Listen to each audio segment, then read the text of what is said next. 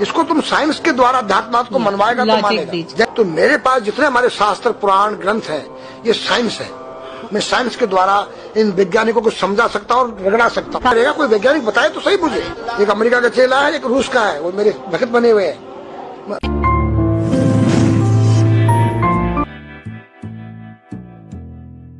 इसको तुम साइंस के द्वारा अध्यात्म को मनवाएगा तो मानेगा। जैसे मैं सूर्य को जल देख करके मैं हर बीमारी का इलाज कर देता हूँ। बताओ कैसे? कैसे बाबा? सूर्य उदय हो रहा है, ये जैसे सूर्य मान लो इसको जी, और मैं यहाँ खड़ा हूँ तो हम दोनों एक ही डिग्री पर हैं जी, सीधा। इसकी जो किरण आ रही है वो सीधी आएगी। जी, मैंने स्नान किया जी, मेरा बदन गीला है जी, और मैंने तांबे के लोटे में जल भरा तो तांबा कॉपर है, कॉपर में जब जल भर दिया तो कॉपर वाटर हो गया। राइट। और मैं अपने सिर के ऊपर से गिराया जी, और सूर्य का प्रकाश उसमें विटामिन डी रेडियम को लेकर टकराया जी, तो क्या बनेगा? रेनबो बनेगा, इंद्रधनुष बनेगा, 7 कलर बनेंगे। जो हमारे शास्त्र कहते हैं सूर्य के 7 घोड़े हैं। अब उसको जो हरा रंग है क्लोरोफिल का है, जो पत्तियों में पाई जाती है, विटामिन डी और रेडियम से लैस है। वो मेरे मस्तक पे, मेरी आंख पे, मेरे कंठ पे, मेरे हृदय पे, मेरे फेफड़े पे, मेरे लीवर पे, मेरे पित्त पे, मेरे आमाशय पे, मेरे गुर्दों पे जब वो गिरेगा क्या करेगा? ऐसे 6 रंग कलर और बचे हैं, बैंगनी है, ऑरेंज है, नीला है। तो ये क्या करेंगे? किस चीज के प्रतीक है? जब हरा रंग क्लोरोफिल का है और डॉक्टर कहता हरी पत्तियां खाओ, सब्जियां खाओ, तो आपको आयरन मिलेगा। तो अब वो जो विटामिन डी से जो हरा रंग पैदा हुआ है सूर्य की किरण से कॉपर वाटर में, वो क्या करेगा? कोई वैज्ञानिक बताए तो सही मुझे। एक अमेरिका का चेला है, एक रूस का है, वो मेरे भक्त बने हुए हैं। हरिद्वार में क्या वो कोई जल दे रहा होगा सूर्य को, वो भी अपने ऐसे जो फेंक रहा है, मैं बैठा देख रहा हूँ ये क्या कर रहा है। मैंने उसको बुलाया तो मैंने यही फार्मूला उसको समझाया। वो मेरा शिष्य बनेगा। बोला ओ ये तो साइंस। मस्तिष्क पर तिलक क्यों लगाते हो इस जगह पर? पहले लगता है पीला, फिर लगता है लाल, फिर लगता है सफेद। 3 कलर क्यों लगते हैं? काला क्यों नहीं लगता? चौराहे पे 3 बत्तियां हैं, जी देखा होगा जी। लाल क्यों है? फॉर डेंजर स्टॉप, खतरा है। या डेंजर, खड़े हो जाओ, खतरा है। जी। पीला देखो, चलना नहीं है। हाँ, देखो रेडी रहो, देखो। और सफेद चल सफेद तो हाँ टावल लगा रखे ना मैंने सफेद। हाँ, वहाँ हरा है, वहाँ हरा है, रेडी टू गो।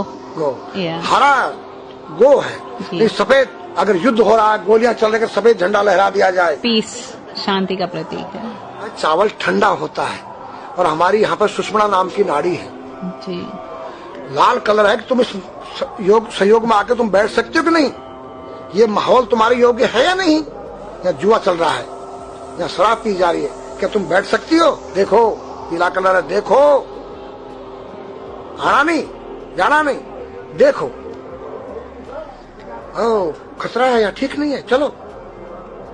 और सफेद शांति जी। क्या है? शांति है, बैठ सकते हैं। तो ये हमारी जो है संस्कृति में एक वैज्ञानिक है। जब हम खाते गैस बनती है तो चावल जब पानी भीगे बाद ठंडा हो जाता है और हमारी सुषुम्ना नाड़ी पर जब लग गया है तो उस नाड़ी को ठंडा करने लग गया है। उस नाड़ी से कोई गर्म गैस को ऊपर चढ़ने नहीं देगा। और हमारे सिर ब्रह्मांड में, हमारे सिर के अंदर कोई ऐसी वायु गैस जाकर तुम्हारी सिर को परेशान नहीं कर सकता है। तो मेरे पास जितने हमारे शास्त्र पुराण ग्रंथ हैं ये साइंस है। मैं साइंस के द्वारा इन वैज्ञानिकों को समझा सकता हूँ और रगड़ा सकता हूँ। कहा जाता है कि नागा बाबा जो हैं वो कुंभ मेले के बाद विलुप्त हो जाते हैं, ऐसा कुछ है क्या? ऐसा नहीं। जैसे हम गंगोत्री धाम हिमालय में रहते हैं जी, वहाँ मुझे हिमालय पसंद आया जी। क्यों? कि तुम गर्मी से बचने के लिए तुम्हारे रूम में एसी लगी है जी, ठंडा पानी पीने के लिए तुम्हारे पास कृत्रिम जो है फ्रिज लगा है जी, हवा लेने के लिए तुम्हारे को पंखे या कूलर जो है कृत्रिम लगे हैं। लेकिन भोलेनाथ बाबा ने मेरे लिए नेचुरल एसी लगा रखी है और नेचुरल फ्रिज लगाया है, नेचुरल पंखे लगे हैं। तो मैंने सब कुछ त्याग दिया। छाती में तो मैं कुछ लेके नहीं जा सकता हूँ, चाहे मेरे पास अरबों खरबों रुपया जी।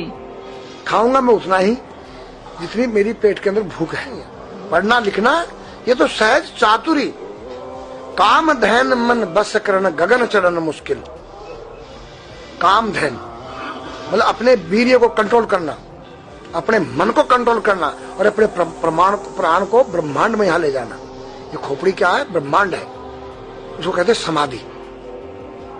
सारे शरीर के प्राणों इकट्ठा करके इस ब्रह्मांड में मस्तिष्क में ले जाके बैठ जाना, जिसको ब्रह्मरंध्र कहते हैं, उस गुफा के अंदर। ये 3 वस्तु मुश्किल है।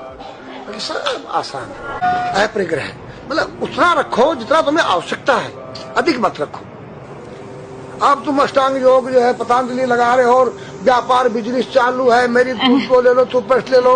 अब मेरा आयुर्वेदिक अंडरवियर आ गया है। मैंने बोला वो कैसा है कि मैंने गंगा जल में जड़ी बूटे के रस में धागे भिगोए थे तब बनाया था। और मेरा दावा है कोई कितना योग कर ले कोई स्वस्थ नहीं रह सकता है, क्यों? खान पीन तुम्हारा केमिकल, वायु में तुम्हारा केमिकल, पानी में तुम्हारा केमिकल। अब जो तुम आरओ का पानी नहीं पी रहे हो, उसके पानी के गुण ही नष्ट हो गए सब। उत्तर को सिर करके सोना क्यों मना किया है साइंस ने? हमारे शास्त्र मना करते हैं। हम उत्तर को सिर करके सोएंगे, दक्षिण को पैर करके। हम जब उठेंगे तो हमारी दृष्टि कहां? दक्षिण की तरफ जाती है। दक्षिण में यम का वास होता है।